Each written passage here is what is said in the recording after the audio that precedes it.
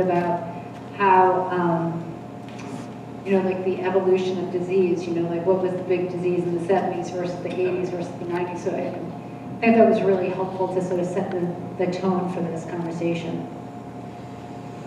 Unfortunately, especially in this part of the country, Lyme is in every state, of course, but in Arizona, we're not so much exposed to it by locals, although not many people are local Arizonians. Everybody moves there like we did because it's 95 degrees today and not damp and freezing out here, we consider it, generally speaking.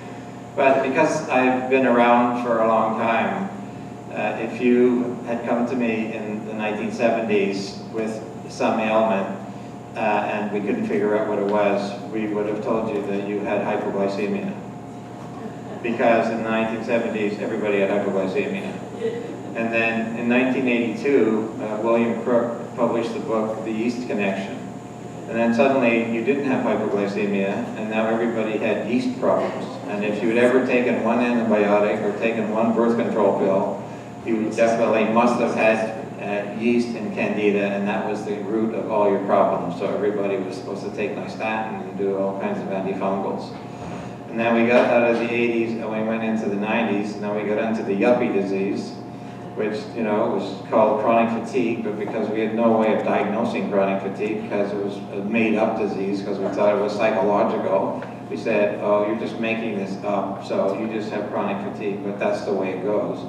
And then in about 2000, it became fashionable to say everybody was allergic to gluten. So now you had gluten sensitivity, so everybody was supposed to stop eating gluten, so we needed to, go out, find all types of gluten alternatives. And then we come 10 years later to, the start of this decade, and now everybody has Lyme disease.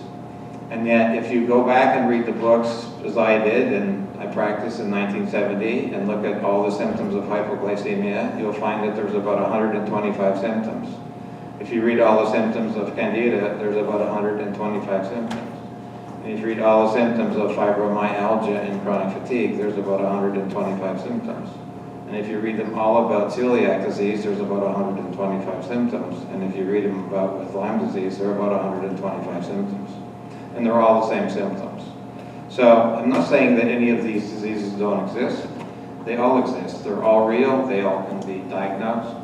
But unfortunately, it's not about the name of the disease. It's about the underlying milieu. It's with a frank